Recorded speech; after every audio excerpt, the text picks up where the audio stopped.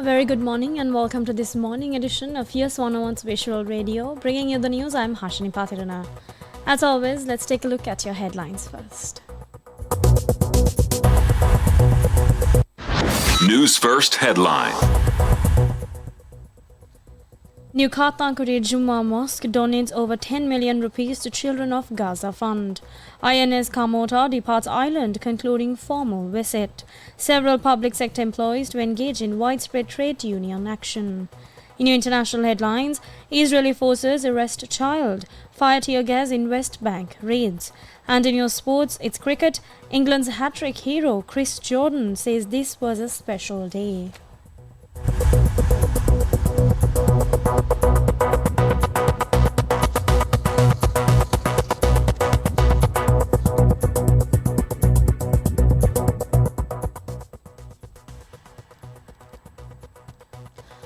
Now taking a look at your top local story, President Ranil Wickremesinghe reiterated Sri Lanka's unwavering stance on the conflict in the Gaza Strip, emphasizing that Sri Lanka remains steadfast in supporting the establishment of the Palestinian state within 5 years. The president made these remarks during his participation in a special service held yesterday at the new Kattankudy Grand Jummah Mosque for the affected people of Gaza.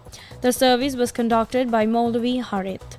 In a significant display of solidarity, the new Kattankudy Grand Jummah Mosque donated 10,769,417 rupees to the Children of Gaza Fund, established under the President's directives to support children affected by the conflicts in Gaza. Trustees of the mosque presented the donation check to the President during the ceremony.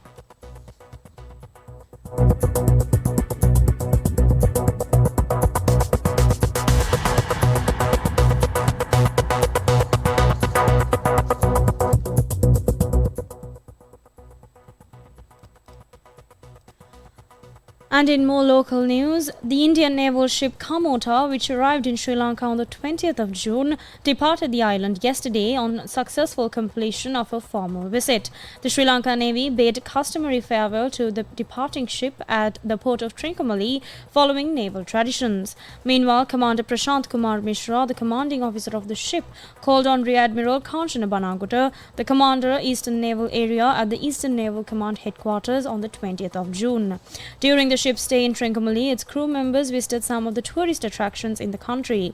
More of the crew of the INS Kamota participated in events such as yoga program in observance of the International Day of Yoga and a beach cleaning initiative. INS Kamota also welcomed school children and SLN personnel aboard for a ship visit. On her departure, INS Kamota engaged in a successful passage exercise with SLNS Samudra in the eastern seas. The passage involved training exercises in communication and tactical maneuvering, concluding with the traditional cheer ship salute.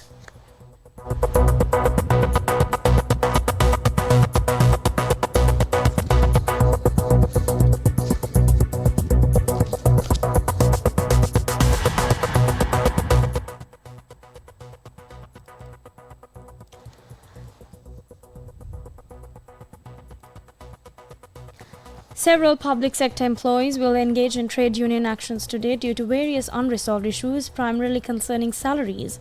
Education and Non-Academic Employees Union, led by Secretary Ajit K. Tilakaratne, announced island-wide union action by non-academic school staff starting today based on several demands. Meanwhile, University Trade Union Joint Committee has announced a discussion between the university non-academic employees who are currently on strike and the State Salary Committee scheduled for tomorrow. Co-chairman of the University Trade Union Joint Committee, Dhammika S. Priyantha, says that he hopes for a positive resolution following the discussion. Their strike follows a 55-day failed strike and a current 5-day-long satyagraha. A protest by the university non-academic employees is also planned in Colombo due to lack of progress on their demands. School development officers are 15 days into their satyagraha protest underway opposite Colombo Fort Railway Station. The national organizer of the Principal Service Union, Sisira Rajpaksha, warned of union action starting from Wednesday onwards if their demands remain unmet.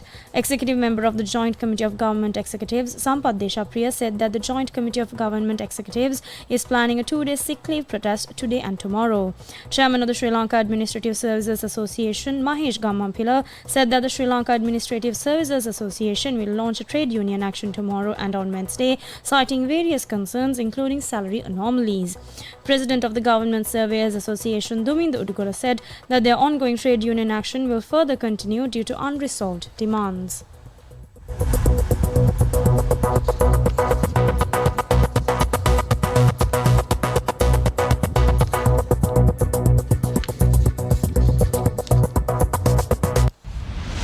International news.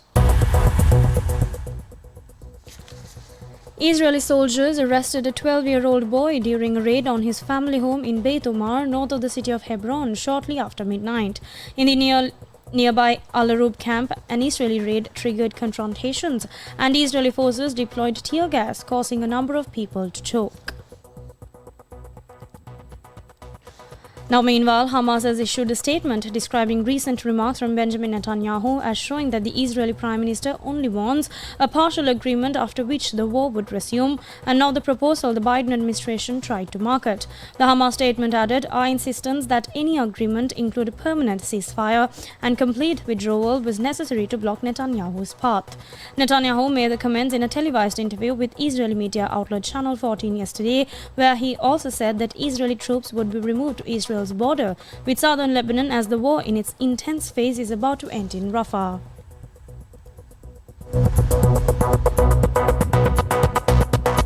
Sports news.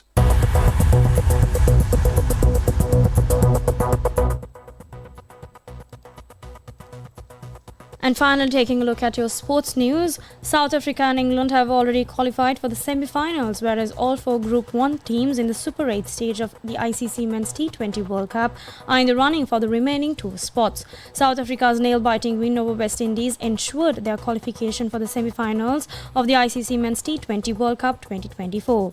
After an undefeated streak of 6 matches, 5 of them far too close for comfort, South Africa have survived a rain-reduced match and successfully chased a tricky target to book the spot in the semi-final of the Men's T20 World Cup. They knocked co-host West Indies out in the process and have topped their Super 8 group.